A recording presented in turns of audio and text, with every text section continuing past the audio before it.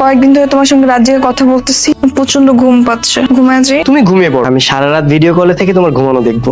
আচ্ছা ঠিক আছে। কত সুন্দর লাগছে। ঘুমানো অবস্থাও মনে হচ্ছে যে একটা পরীর বাচ্চা।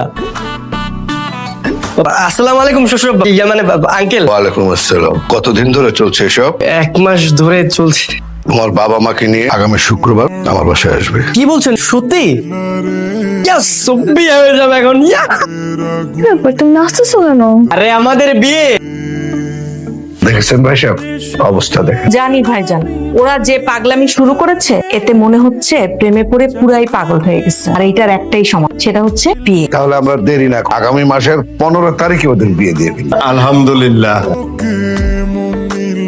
রিয়াদ বিয়ের পর থেকে আমাদের কোনো পাত্তাই দিচ্ছে না রে। কল দিত তো রিয়াদকে।